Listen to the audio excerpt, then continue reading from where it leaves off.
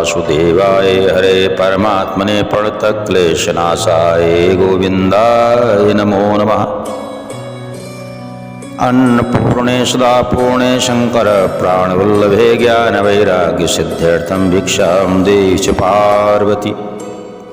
आज हिंद पुराण कथा के अंतर्गत हम लोग श्रवण करेंगे भोजनम, अर्थात भोजन पर विचार करेंगे। भोजन कैसा होना चाहिए, क्योंकि मनुष्य के अंदर जो भक्ति, श्रद्धा, विश्वास, स्नेह, प्रेम, ये जितने अच्छे गुण हैं, दैवी गुण हैं, उत्पन्न होते हैं, वो भोजन से उत्पन्न होते हैं।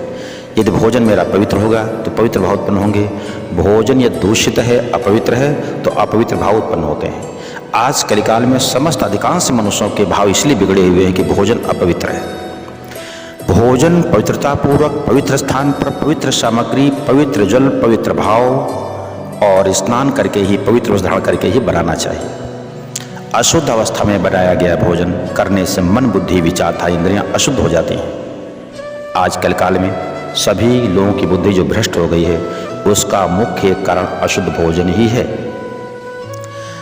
जिस आटे, सब्जी, बैंगन, भिंडी, करेला, नारी, फूल गोभी, बंद गोभी में कीड़े होते हैं, उसका बना भोजन ब्रह्म राजसों का होता है। जो भोजन झूठा, अर्थात भोजन करते समय नमक, अचार, भोजन सामग्री को आपने स्पर्श कर लिया, छू लिया, या थाली में बचे हुए भोजन को बचा दिया, फिर उसको दोबारा फ्रिज में रख करके ग्रहण कर लिया, ये भोजन ब्रह्म राजसों का होता है। झूठा भोजन कभी नहीं करना चाहिए। जिस भोजन में रोया बाल गिर जाए वह ग्रहण योग्य नहीं होता, ब्रह्म राजसों का भोजन होता है। जिस भोजन को बनाते समय तवे में, कढ़ाई में, बटलोई में, कुकर में छींक आ जाए, वह भोजन ग्रहण करने योग्य नहीं है। जिस भोजन की थाली में छींक आ जाए वह ब्रह्म राजसों का भोजन हो जाता है।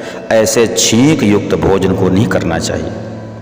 अश्रद्धा से बनाया गया या परोसा गया भोजन ब्रह्म राक्षसों का होता है। ऐसा भोजन भी ग्रहण नहीं करना चाहिए।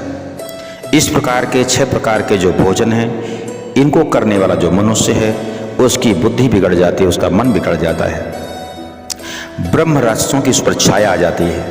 अर्थात ऐसा प्राणी मानव विरोधी आचरण व कर्म करने लगता है। इसलिए मनुष्य को भोजन पवित्र ही करना चाहिए। आइए अब श्रवण करते हैं कि किस तिथि में क्या न खाएं। प्रतिपदा को परवल नहीं खाना चाहिए, इससे पुण्य नष्ट हो जाता है।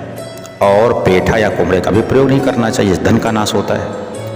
द्वितीया को बैंगन खाने से रोग में वृद्धि होती है, बैंगन भी न खाएं। द्वितीया को कटहल भी प्रयोग नहीं करना चाहिए।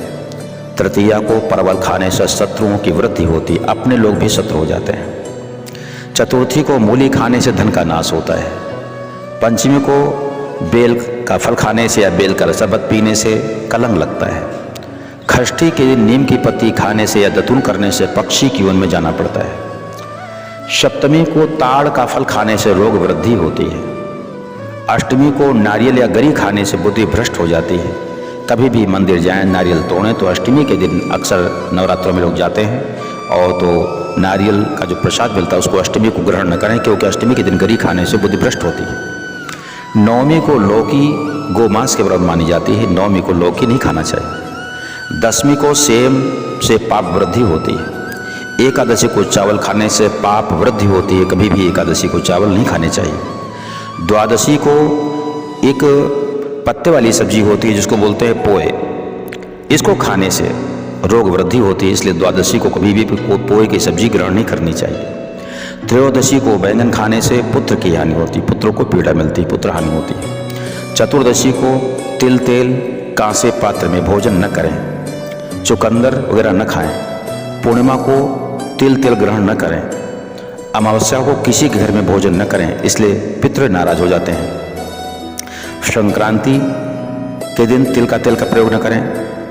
जब सूर्य बदलता है, दूसरी राशि में जाता है, जैसे मकर संक्रांति 14 जनवरी को होती है, इसी प्रकार से 14 जनवरी या 15 जनवरी के आसपास जब सूर्य दूसरी राशि में जाता है उसे संक्रांति बोलते हैं। तो संक्रांति में तिल का तेल का प्रयोग न करें, कांस्य पात्र में भोजन न करें, लाल शाक न खाएं, चुकंदर वगैरह। रविवार को अदरक नहीं खाना चाहिए। रविवार को काली दाल का प्रयोग नहीं करना चाहिए। कार्तिक में बैंगन नहीं खाना चाहिए। माघ में मूली नहीं खाना चाहिए। मंगलवार को खिचड़ी नहीं खाई जाती है। गुरुवार को खिचड़ी अगर खा लिया तो उसे घर में दरिद्रता आती है। खड़े होकर या अंजुली बांध करके पानी नहीं पीना चाहिए। जो भोजन को लड़ाई झगड़े से बनाया गया हो, लड़ाई झगड़े करके तुम बनाओ या हम बनाएं, हम नहीं बनाएंगे तुम बनाओ, इस प्रकार झगड़े से बनता है जिस घर में भोजन, जिस भोजन को कोई करता है या कोई लंघा हुआ भोजन कर लेता है, ऐसा भोजन राक्षसी भोजन कहलाता है। इसलिए लड़ाई झगड़े वाला भोजन या लांघा हुआ भोजन कभी नहीं करना चाहिए।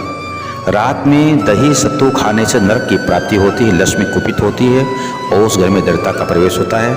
इसलिए रात्र में कभी भी सत्तू नहीं खाएं और दही का प्रयोग नहीं करना चाहिए। रविवार को चना जरूर खाना चाहिए, इसे दरिद्रता का नाश होता है। दालों से बनी खिचड़ी, मूंग की दाल खा सकते हैं। सोमवार को खीर और दूध का प्रयोग करें। मंगलवार को चूरमा या हलवा इस प्रकार से ग्रहण कर सकते हैं। बुधवार को हरी सब्जी खाएं तो बुध ग्रह प्रसन्न होता है। दही का भी प्रयोग कर सकते हैं इसके साथ। गुरुवार को चने की दाल बेसन खाने से गुरु प्रसन्न होता है। शुक्रवार को मीठा दही खाने से शुक्र ग्रह की कृपा मिलती है। शनिवार को उड़द का दाल और पापड़ खाने से शनि प्रसन्न होते हैं। इस प्रकार से ये खाने का विचार करेंगे तो निश्चित ही शरीर स्वस्थ होगा, मन प्रसन्न होगा और अच्छी भावनाएं आपके अंदर उत्पन्न होंगी। जय हिंद, जय भारत।